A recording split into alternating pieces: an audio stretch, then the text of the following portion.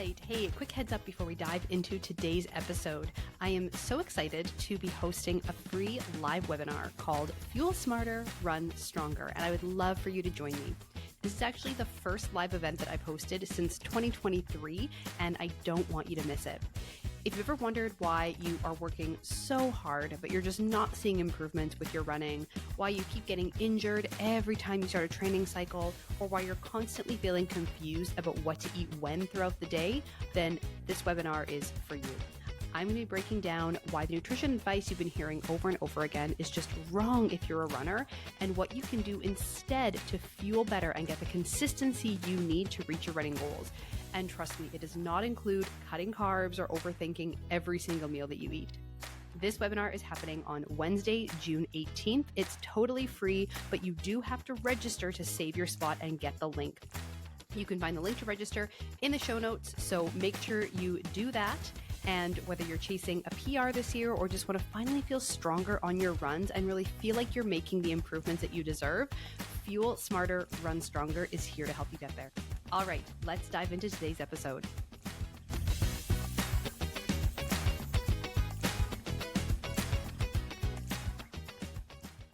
Hello, and welcome to this week's episode of the Fuel Run Recover podcast, where I'm really excited to bring you this episode all about fatigue and breaking down the different aspects of fatigue and the different things that contribute to fatigue, essentially answering the question of why can we not sustain any pace we want as a runner for any given length of time? Like, why can't we just run as fast as we want for as long as we want and just keep going forever and ever and ever, right? Like, what are the mechanisms? What are the reasons why we slow down or cannot continue at that pace or effort level?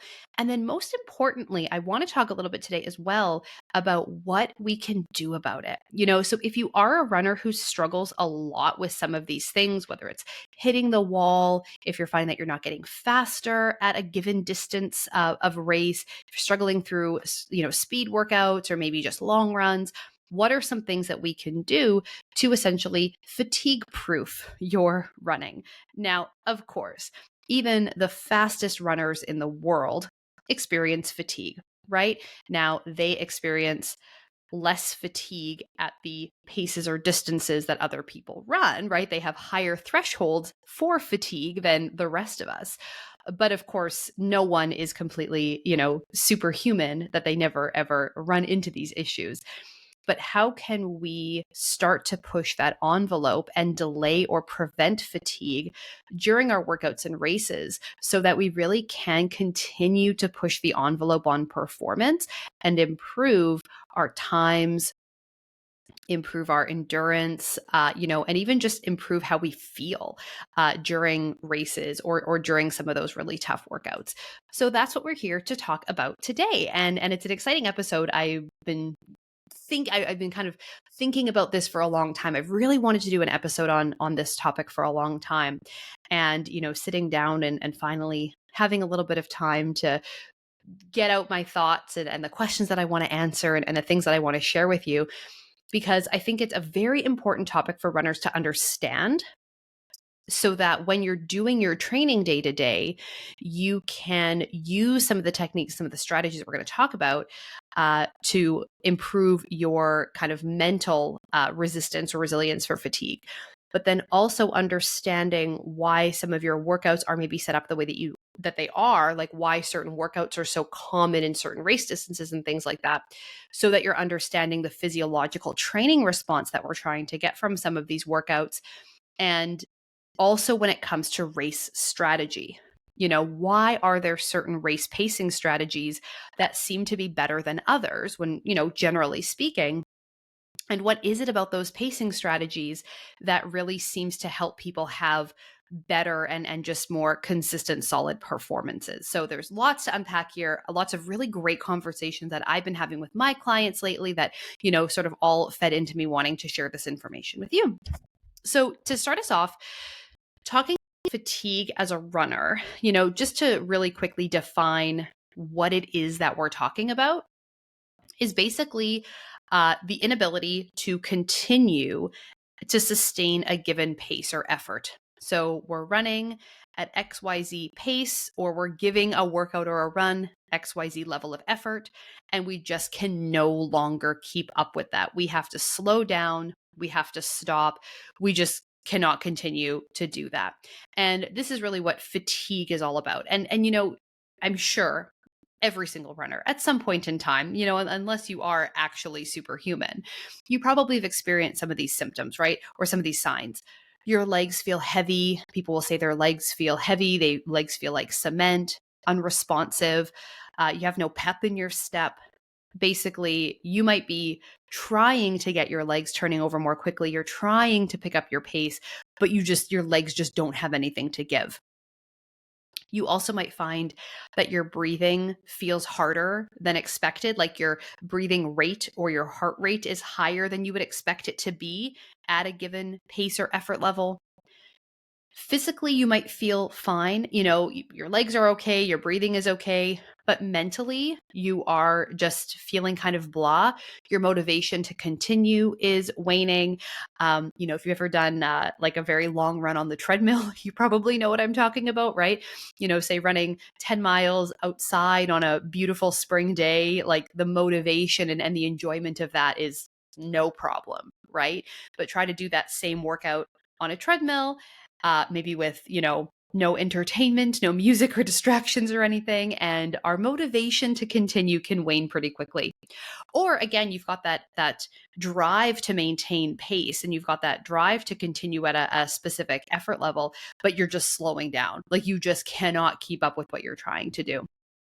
And what's really important to understand here, right, is that these are a combination of both mental and physical, psychological and physiological things that are occurring, right? It's not just a matter of, okay, our leg muscles or our cardiovascular system cannot keep up with the demand, right? Because there are a lot of times that we as runners have done a run before, but this time today, this particular situation, we're feeling that fatigue. So we know physically we're capable of doing certain things. It's just, why are we not able to do it all the time consistently? And, it's not just that our muscles are failing us, that our muscles just can't do it, that it's not always just coming down to our legs. There's this very interesting and complex relationship between all of these different body systems that are working together when we exercise, when we run, that any one of them can be the point at which that fatigue is sort of starting, or the point, kind of the weak link in the chain, essentially, that is driving that fatigue process. And so if we're able to strengthen or correct one of those, those weak links in that system, then of course we're going to be much more fatigue resistant and be able to break through some of those ceilings that we might be struggling with. Of course, at some point though, we are going to reach another weak link. We're going to reach another ceiling somewhere. But to get into all of that and get into these different models of fatigue and kind of where the fatigue is coming from and what's going on with these different body systems, we've got two different things going on, right? We have the cardiovascular system. So we can't run as fast as we want for as long as we want because cardiovascularly speaking, we are not fit enough, strong enough cardiovascularly speaking, in order to do that. And to think of it this way, our working muscles, our muscles all the time, but our working muscles need oxygen and they need fuel, right? Which is going to be either fats or carbohydrates to generate ATP. And ATP is the energy that our cells are using, that our cells are making in order to keep us going, right? In order to fuel the muscle contraction and the continuation of that activity. And so the demand for oxygen and fuel increases from rest to exercise. And then from exercise to more intense exercise, i.e. faster running, the demand for oxygen and fuel increases. So we need these things, just rest, just sitting around living, we need small amounts of these things. But then as we start to increase in intensity, increase that demand, the cardiovascular system has to keep up. And this is why we start to breathe heavier, breathe deeper, and our heart rate increases as we exercise. So now we are taking in more bigger, deeper breaths. So we're taking in more oxygen, and our heart is beating faster. And the heart is what is pumping that blood, oxygenated blood and fuel around the body, delivering it to our working cells. Now, of course, our cardiovascular system has a ceiling, right? There is only so much oxygen that we as individuals are able to take in. And this is what you may have heard of referred to as your VO2 max, right? It's the maximum volume of oxygen that you are able to consume. Now, of course, if you are someone who is more fit, essentially has a higher VO2 max. Now, VO2 max is not always the perfect indicator of like fitness, or if you've got two runners with two different VO2 maxes in, say, a marathon, the person with the higher VO2 max does not always come out on top. Like it's not the one and done when it comes to performance. So it isn't all about the VO2 max. But if we're strictly talking about like the cardiovascular system and that fitness and demand for those nutrients, of course, VO2 max is going to be this key indicator. And essentially, when the demand exceeds the supply, right, the oxygen and the fuel that we can supply, we reach that point of fatigue, right? We cannot continue because we cannot keep up with the need for oxygen and fuel in order to keep producing energy at that rate. So, one of the reasons that we can't run as fast as we want for as long as we want is because we just don't have the cardiovascular system, the fitness in our cardiovascular system in order to do that. So if we become more fit, right, and this just comes down to training, and if we do more training, then that ceiling is going to be increased, right? We also can become more efficient. And so now, again, we're changing the demand and reducing the requirement for some of these things. We're increasing our efficiency.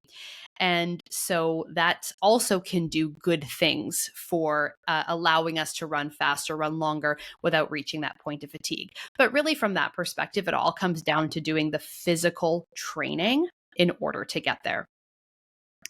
So then we have some other aspects, though, of fatigue, right? Because, of course, it doesn't all just come down to cardiovascular fitness. Because if it all, every single time, just came down to cardiovascular fitness, then we would always be able to do everything that we're capable of, right? Like we would always be able to push the boundary, always be able to repeat a workout, always able to, complete things that we've done previously. But that some days a 3-mile run feels like a 10-mile run.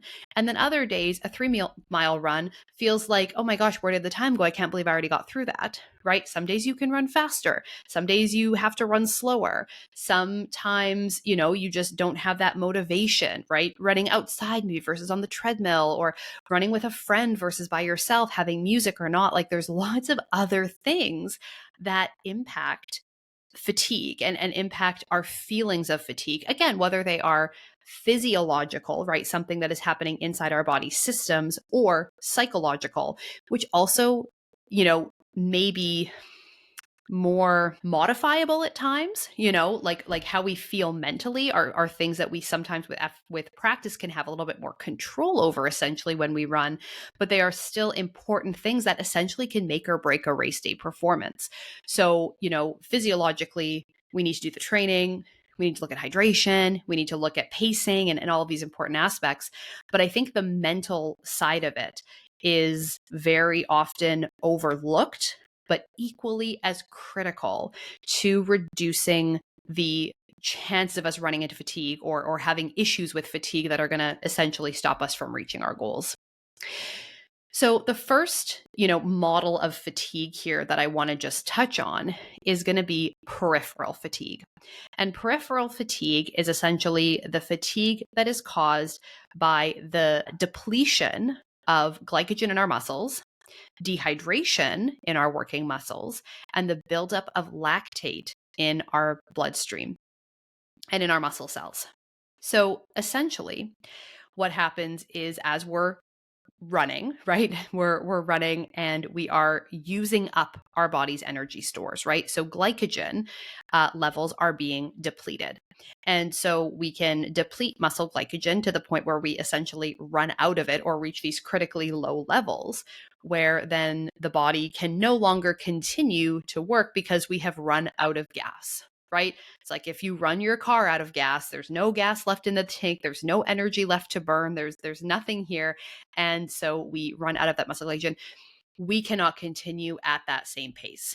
Now, of course, yes, we also use fat as a fuel source, but we cannot use fat as a primary fuel source at the same intensity that we do carbohydrate, which is muscle glycogen. So in order to shift gears and burn fat and be able to rely on fat, we have no choice but to slow down. So that peak, that sort of maximum effort that we can give is lowered when we don't have muscle glycogen available. And then, of course, the metabolism of glycogen, right? The breakdown of that muscle glycogen for energy leads us to accumulate lactate. And lactate is also, you'll sometimes hear it referred to as lactic acid, and it's acidic, meaning that it has hydrogen ions as part of its structure. And so this lactate or lactic acid is rising as a result of this quick breakdown of carbohydrate, this quick breakdown of glycogen. And we are able to recycle lactate, and we have a separate system and a separate pathway in the body that lactate goes through in order for us to be able to turn it into usable energy. But of course, this system has limits too. And if we are breaking down and creating lactate at a faster pace than we can deal with it, at a faster rate than we can clear it, again, we reach something called our lactate threshold, and we are no longer able to continue beyond that, right? The amount of lactate has built up beyond what we can remove from our bloodstream. And we see those hydrogen ions increase to the point where it is reducing the pH in our working muscles, and we lose the ability to have our muscles contract at the same rate. Then, of course, dehydration can play a role here too, where when we start to become dehydrated, our muscles are also going to have issues with that contractility.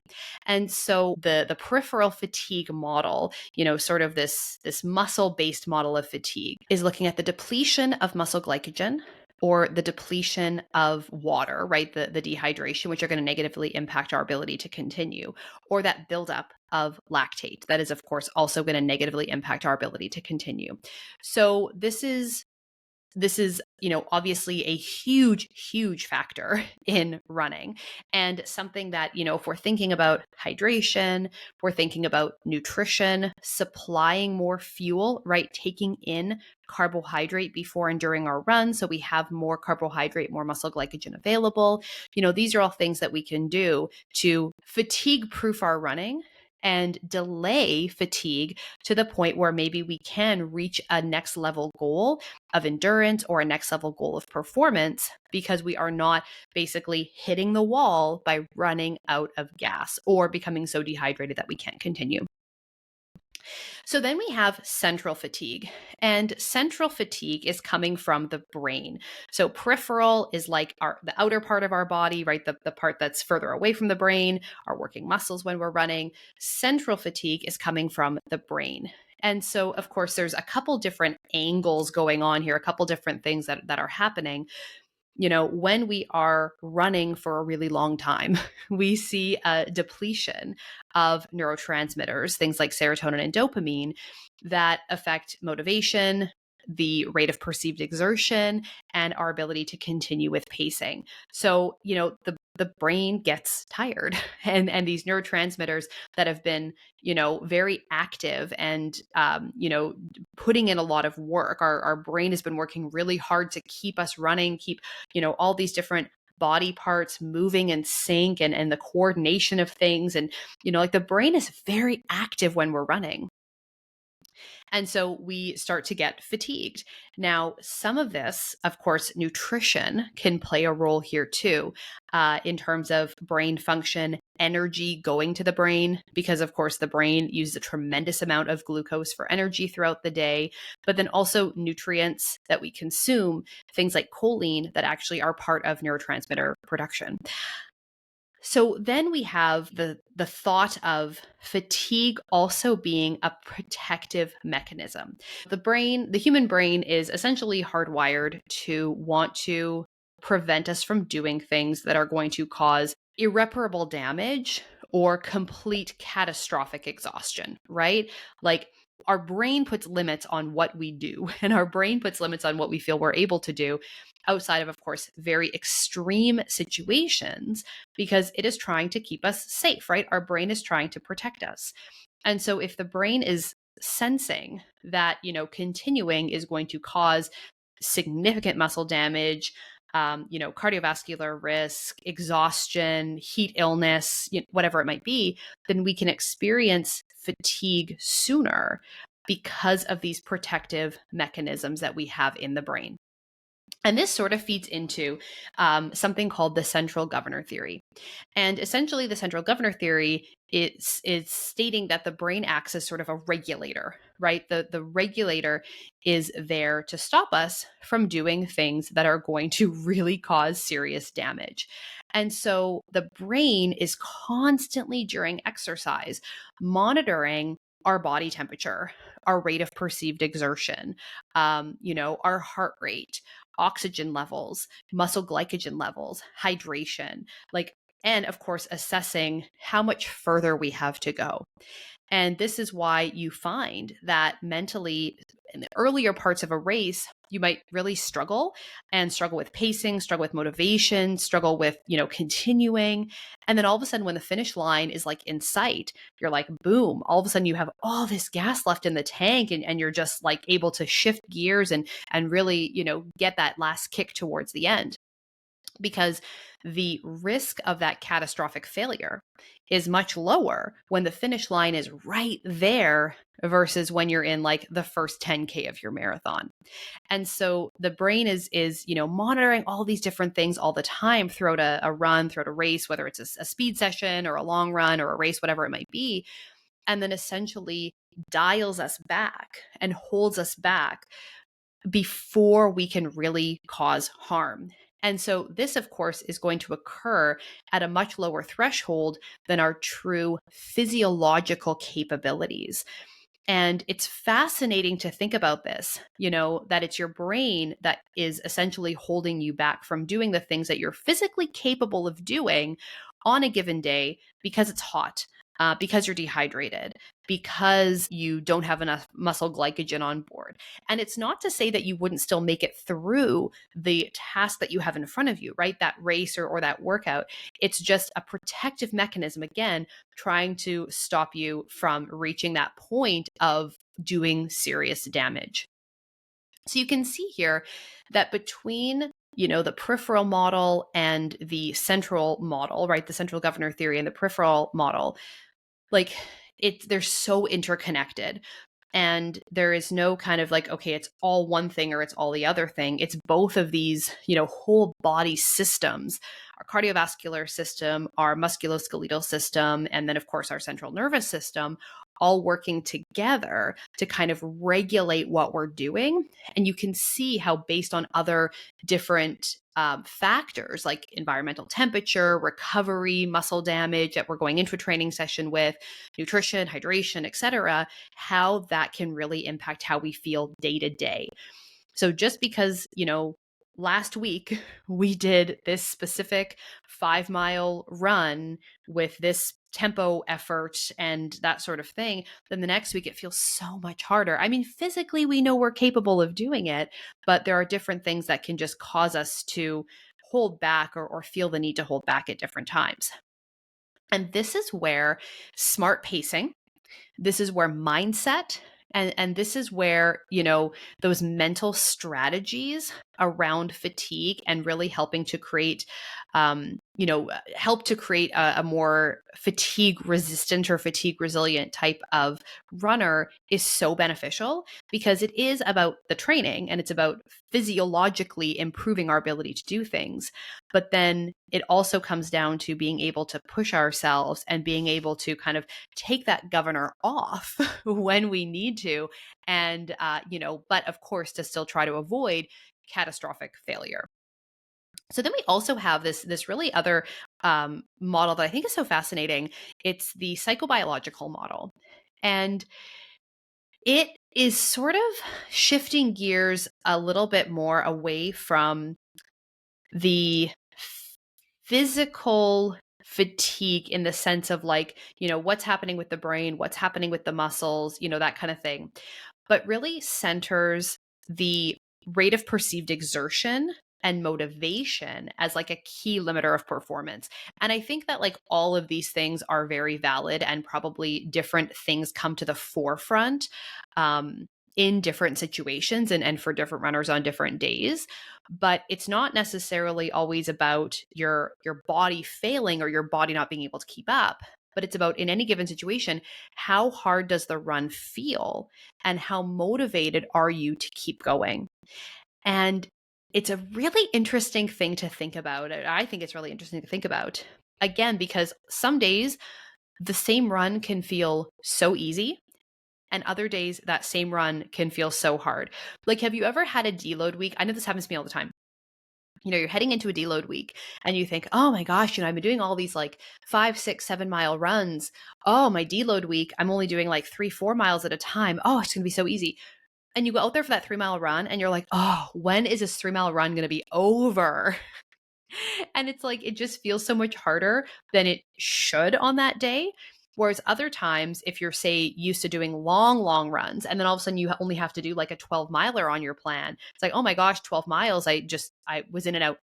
I can't believe how fast that 12 mile run went by, right? Like, it's all about perception, all about motivation, and how hard that run feels in the moment. And it makes such a difference in terms of our levels of fatigue, our motivation, our goals, our self-talk, right? Our mindset and the things that we're saying to ourselves.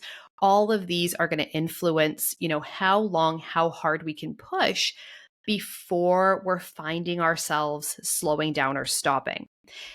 And while I think this model is very important to understand, and I think it's a huge part of what we're talking about here today, is this like mindset and beliefs and self-talk and all of that really can make or break a performance on any given day.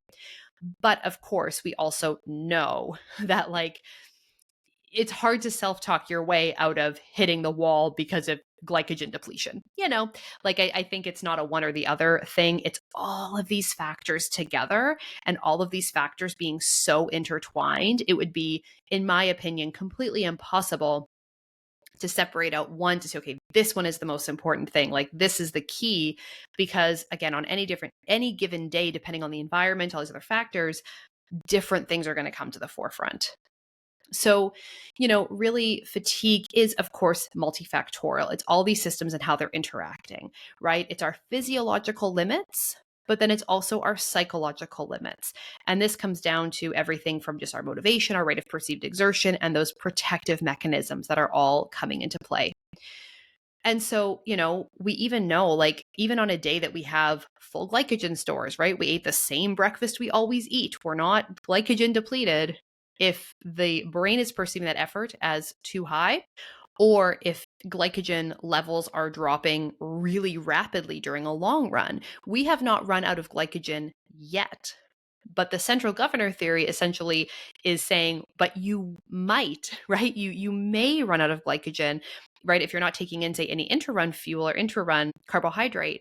And so we're going to slow you down. We're going to pull back because we can't keep going at this pace forever. So yes, you could maybe technically complete that run, but the brain is trying to prevent you from getting to that point where you are reaching complete glycogen depletion. So even though you are still running with pretty good glycogen stores on board, it's that future you that the brain is trying to protect you from.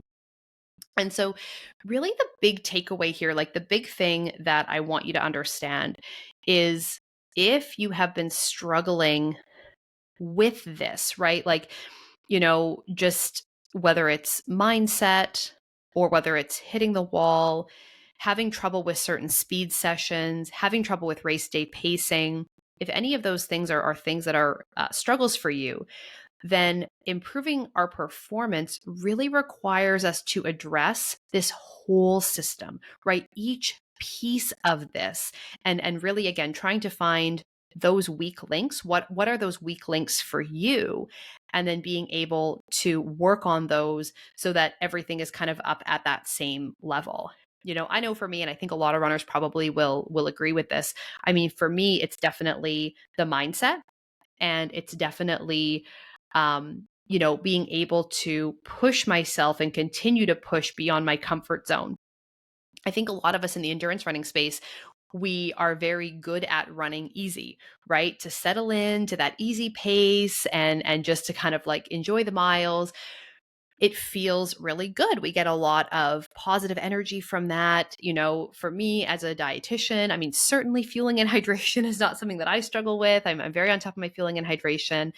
And so when I'm struggling, it's usually a mental struggle, right? And it's usually something with my mindset, with, my motivation on any given day. And sometimes who knows what exactly it is that is preventing me from being able to continue to push. But certainly I struggle a lot more with those, like, say sustained lactate threshold runs, right? Those longer tempo efforts, which I think is true for a lot of people, right? Getting out of our comfort zone and staying out of our comfort zone for a longer period of time. Okay. So next we're going to talk about specific strategies, specific things that we can do in order to delay or even prevent fatigue from negatively impacting our workouts, our long runs, and our races. Now, of course, the first big one, looking at these physical strategies, fueling before and during your run, right? We don't want something as silly as glycogen depletion being the reason that you are not able to continue at the pace you want for the distance that you want, right? This is going to be eating a high carb pre-run meal, carb loading for those longer races, and including intra-run fueling for runs that you're doing that are going to be longer than about an hour to an hour and 15 minutes, right? Anything beyond that, getting in that intra-run fuel. Again, we're aiming for like 60 grams of carbs per hour to sustain energy and continue to tell the brain and show the brain that you have fuel coming in, right? Even just the taste of something sweet in your mouth can give the brain a little bit of a boost, right? We get a little bit of a perk up from the brain getting that sweet taste and sort of telling the brain that there is energy coming. There is continued energy going into the system. So you can continue to run at this effort because don't worry, we're still putting fuel in. And of course, we really want to avoid starting a run already under fueled or with those minimal glycogen stores because, of course, it's just going to just accelerate the onset of fatigue, right? So we want to make sure we're fueling up well before and fueling during those runs so that we're giving ourselves enough gas to even have a hope in hell of doing what we set out to do. And then including hydration and electrolytes in our plan where we need to. So like certainly sipping on water during most of your training runs, including electrolytes for those warmer weather runs, or of course, if we are going to be out there for longer as well. So anytime you're fueling, including electrolytes along with it is a great idea. And you should just always be in the habit of sipping fluids during your runs. The next thing is, doing the training. Putting the work into doing the training, right? We want to do not just our aerobic training, right? The base building types of runs, putting in a lot of time into that easy conversational effort type of pacing, but also things like strength training, and then of course doing the speed work at the level that you're currently at and slowly building on our ability to push and delay fatigue through our ability to improve things like lactate use and improving our lactate threshold and that lactate system. so that we're able to push the envelope physiologically speaking when it comes to our pacing. So we want to do a lot of that aerobic training so that we are more efficient. We are making better use of oxygen. We are able to rely more on fat as a fuel source, one of the other benefits of aerobic training, and reduce our reliance on switching to those anaerobic systems too soon or too early. So we want to have a really solid aerobic base, and we want to make sure that we are doing that type of training, but we can't forget and leave the speed work out of it entirely, because of course the only way we're going to get better at things like, improve our VO2 max or improve our lactate threshold is by also doing workouts in that space too, and not getting intimidated by it. We also, of course, need to look at recovery between workouts and really understand that as an important part of fatigue as well. And fatigue can be something that also accumulates over time, right? Especially when it comes to things like nutrition, when it comes to things like muscle damage, electrolyte imbalances that are reducing our muscle contractility, right? Reducing our ability for those muscles to contract at the rate or at the level of endurance that we really need to perform well. And so if we are in a constant state of overtraining, if we are not getting that recovery that we need, and again, whether it is from a lack of nutrition, whether it is from just not taking rest days, doing those hard days too hard, etc., we just have damaged muscles that then we're working again. And now we're trying to do more muscle damage on a muscle that's already under recovered. And then it's just more damage on top of more damage on top of more damage until we're going to reach a point that our performance really starts to suffer. And so respecting recovery and making sure that we are taking those rest days and getting the recovery time that we need between hard workouts can really do wonders for our ability to be more fatigue proof. So then we have the mental strategies, right? So that's all the physical stuff, the physiological stuff, right? The nutrition, hydration, rest, doing the right type of training for your goals, and really assessing where is it that I feel like I need the most help, focusing on that. Then we have the mental side of things, right? That mindset, that motivation, the self-talk, and the things that are not physically holding us back, but certainly can negatively impact us on any given day, and is a huge reason why one day a run feels great, and the next time we do that same run, we just cannot seem to make it through. It's like, what is going on here? And different people will find different things work for them. So I really highly recommend thinking about all of these different things, trying to figure out what would work best for you, or what do you feel like you need. Take what you need from this list, and then, of course, leave what you don't, or come back to it at a future time. And the first one that can be really helpful is breaking the run down into smaller chunks or smaller goals, right? Not looking ahead and getting really intimidated by either the race that you have coming up and already, oh, how am I going to do this? Oh my goodness, I don't know how I'm going to run this race on this day, and starting to spiral when you're just starting a training program. How am I ever going to run this marathon at this goal pace? It's like you've got 4 or 5 months of training to go. Focus on the workout that's right in front of you, right? And even breaking it down further, focus on the next minute or 2 minutes or mile or whatever it might be.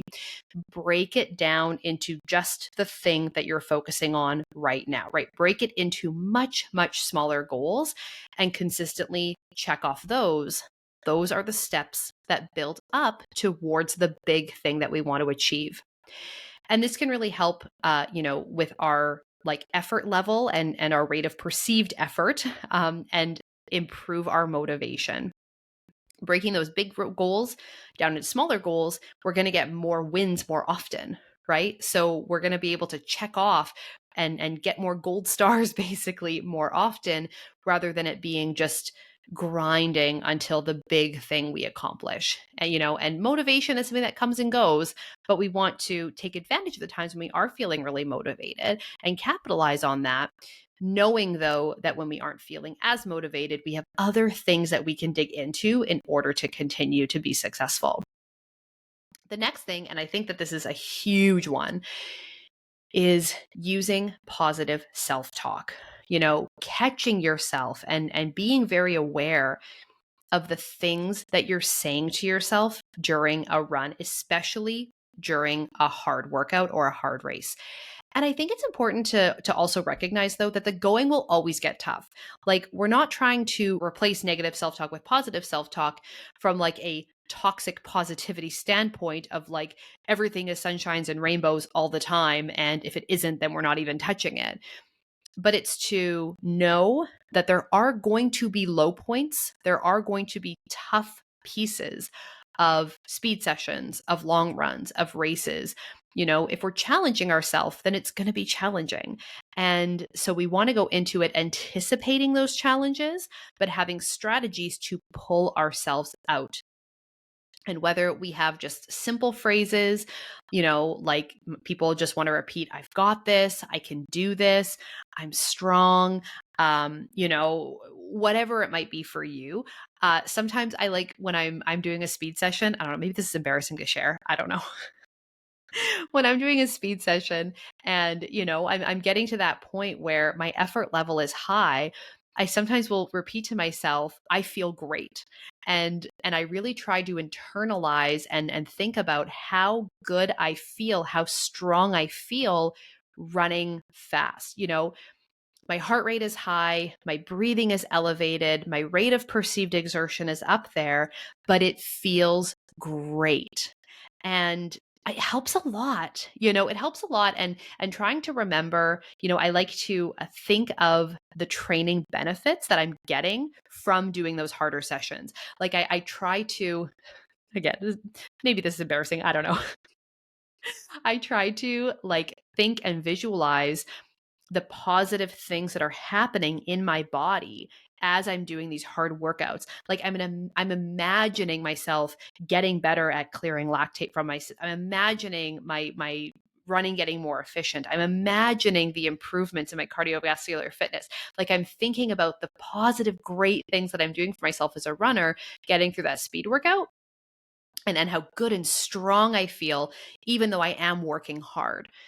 And I find that really helps me to push through those harder efforts that are not like all out sprints where it's just like a short duration and it's kind of over before you sort of even realize it.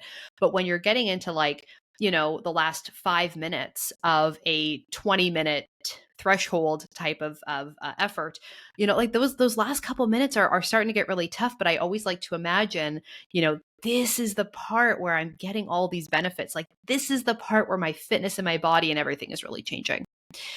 So that's me. And what's interesting is that if we look at it from a research perspective, things like positive self-talk really does improve performance. Like it has an incredibly powerful impact on how we feel, our motivation, our rate of perceived exertion, and can really do wonders for improving performance. So if you are the kind of runner who does tend to get stuck in the negative self-talk, a lot of self-doubt, a lot of questioning yourself, just the things that you're saying to each other are not positive, good, affirming type of things, then just try for the next little while, really making a conscious effort to repeat positive affirmations and simple phrases that are, more positive self-talk. Even if it means like writing something down on your hand, writing something down on your arm. If you're running on the treadmill, like put it on a piece of paper in front of the treadmill or somewhere that you can see it and repeat it like to the point where you feel silly, but if you say it again and again and again and again, eventually you will start to believe it, especially if we're starting to pile up some wins along the way with some better, stronger running performances. Another thing that can really help is, anticipating the challenges like I mentioned and visualizing yourself staying strong during the tough parts of those races. So if looking at the course ahead of time, knowing where am I most likely to struggle? Is it the last 10K of my marathon? Is it those couple of hills that are on the race course? Is it the part of the race course where it gets really zigzaggy and you think that you're going to be almost done right away and then, oh no, there's one more turn?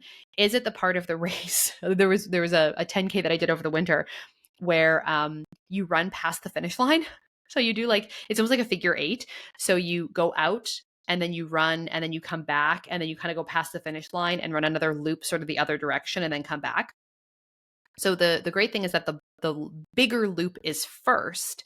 The second loop is shorter. But I was so happy that my friend who had run this race before said, "Oh yeah, this 10K, like, we did it last year and like you run past the finish line and you have to keep going and you're not done yet." And I was so glad she said that, because if I hadn't, like, the spiral of disappointment that you go through, when you see the finish line and you're like, oh no, like, you're not done yet, right? So training yourself and visualizing yourself like sort of in those tough parts or in those parts of the course where you know that you're going to maybe struggle and you're going to kind of maybe hit that mental low point, and visualizing yourself staying strong, and even just knowing the race course and being able to anticipate the challenging parts of the race course is incredibly important. So that mental rehearsal, that visualization, having a plan of what are you going to do when the going gets tough, right? What are you going to repeat to yourself? What are you going to remember? How are you going to feel calm and confident in those situations? Because if you go into a race thinking and believing that if you've just done a good job of training, everything's going to be easy breezy and sunshine and rainbows, I am here to tell you that that almost never, ever, ever happens. Even if you have nailed your training, right? There's still going to be a point where that race is going to get hard, right? If you're challenging yourself, if you're aiming for a PR, if you're doing something you've never done before, it's not going to be easy. And so we don't want to only stay in our comfort zone and stay safe all the time. We want to break those limits. We want to push through, but we have to know that, with growth comes difficulties. And the more we can get on board with that and have these strategies for getting around it, it's going to help us avoid that panic that can set in, and the panic that we can feel when we start to feel fatigued. Like, I don't know if you've ever done this, but that fatigue starts to creep in a little bit. Our legs start to feel a bit tired. Our heart rate starts to go up a little bit, and we just shut down. We just go full like panic. We don't know how to manage it. We don't know what to do. And so we just immediately hit the slow down button and immediately back off, right? When if we have more of these strategies, anticipating those challenges, having things that we can repeat to ourselves, visualizing those tough parts, then when we inevitably start to feel fatigued, it doesn't become catastrophic, and acknowledging that discomfort, acknowledging getting out of our comfort zone. Like I said, I like to imagine the benefits that I'm getting. I like to imagine myself getting stronger, getting fitter, getting faster. And what are we going to do to continue to be able to push through those tough points? The other thing that can be helpful sometimes, again, we want to be really careful with this point because, of course, recovery is important. We don't want to be constantly accumulating fatigue because there is a point where we reach overtraining, and that is not good. But sometimes training when we are a little bit fatigued, whether that's long runs, running back-to-back days, if we're capping our long runs at about 3 hours, running before, so we have a little bit of fatigue built up in our legs already, can really help to teach us to run on tired legs, and can help to teach us that it is okay. We can keep going even when it is a little bit uncomfortable. But of course, we don't want to do this all the time, always run back-to-back days every single day, or always be pushing the envelope for that volume or that intensity. We want to be careful with not doing too much training in a fatigue state. But there is a time and place sometimes for just mentally being like, wow, you know what? Like, I got through that. So I just I had a client this week who he does his long run on Saturday, and then we have another shorter run on the Sunday. And he is currently running 6 days a week because he gets ready for his marathon that's coming up fairly soon. And he did his long run, and it's not quite the longest run he'll do of this training cycle just yet, but then he went and did his normal, easy 5-miler the next day. And he reported back when we met the next day and said, wow, like, I've never done that before. Like, run 20 miles and then got up the next day and did another 5. And it was fine, like, it was okay. And to just like that motivation boost, or that kind of ego boost, and not in, it's in a good way, right? That little boost that we get from doing those hard things. It's like, wow, I'm capable. I can do this. And the next time we are posed with any type of challenge, we can draw from that, and we can pull on that. And it's like, it just adds to our mental capabilities and our mental stamina, and teaches us that, yes, we can do hard things. Like, I had a run this week that I was personally very proud of. I didn't have anything specific planned for my speed session, and my Garmin watch will like recommend workouts. I mean, if you have a Garmin, then like it'll just say, "Oh, here's what we think you should do today." And I have no idea what this is necessarily based on. It doesn't know what I'm training for. It doesn't have that much information about me other than my training data. But it had recommended a 16-minute threshold run. I was like, yeah, you know what? Yeah, sure. I'll give that a try. But I looked at the pace that it was recommending, and I thought, oh my gosh, like, I don't even know if I could do that for 5 minutes, never mind 16, right? And I was, but I'll try, right? I'll try, and we'll see. So sure enough, I did this one on the treadmill, and I got going and got up to speed. Oh wow, like this is really fast. But you know what? I did it. And I was so proud of myself for completing this workout, because it was just something that felt very intimidating. It felt like it was too fast for me. I wasn't sure if I was going to be able to handle it or do it. And I'm going to remember that the next time I'm doing something that's challenging me in that way, saying to myself, remember when you thought that you couldn't hold that pace for 5 minutes and you did the full 16, and honestly, like at the end could have kept going for a little bit longer, not a ton longer, but like you could have, like, remember that and use that, and, be able to draw on that when the going gets tough in the future. So when it comes to fatigue, again, fatigue does not mean that we are losing fitness on any given day. It doesn't mean that we are failing. It's just a protective response, either in response to something that's happening in our muscles physiologically, or it's our brain that is trying to stop us from doing something, essentially what it believes or perceives to be very, very stupid. And the key to improving our performance and really kind of increasing our resilience to fatigue and fatigue proofing our running is to look at it from both angles, both the brain and the body, helping them to work together more efficiently to continue to push that envelope on fatigue over time. Sometimes there's a pretty, I'll say, quick fix, quote unquote, which might be nutrition, hydration, a little bit of mindset work. Like, it's amazing the difference that some of those small things can make. Say if you're currently not fueling at all, I have a lot of clients who start working with me that are not fueling at all. And oh my gosh, the difference when they start adding in carbs to their pre and inter-run fuel, like day and night, what they're able to accomplish. But with other things like training, visualization and some of that stuff, it's not necessarily an overnight success.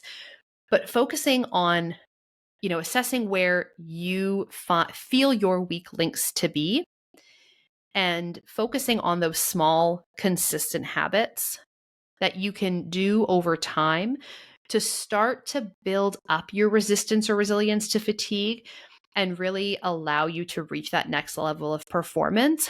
Sometimes it's just very small things like our self-talk. What are the things that we're repeating to ourselves when the going gets tough? Have we spent some time visualizing and thinking about when we start to feel that fatigue, how we're managing it, what we're doing about it in those scenarios?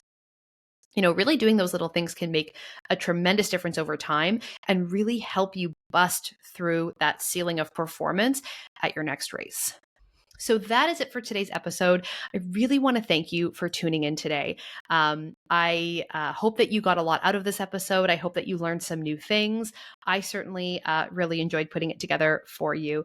And of course, if you are looking for help with your training, with your nutrition, if you need a personalized plan, whether it's, a fueling plan or a running plan, anything like that, I would love to help you. And so you can learn more about how you can work with me inside my online program for runners, the Fuel Train Recover Club, or of course, take advantage of my one-on-one nutrition and run coaching. You can get the details on all of that at the link in the show notes. All right, that is all for today. Once again, I want to thank you for joining me, and we will see you right back here next week. Bye for now.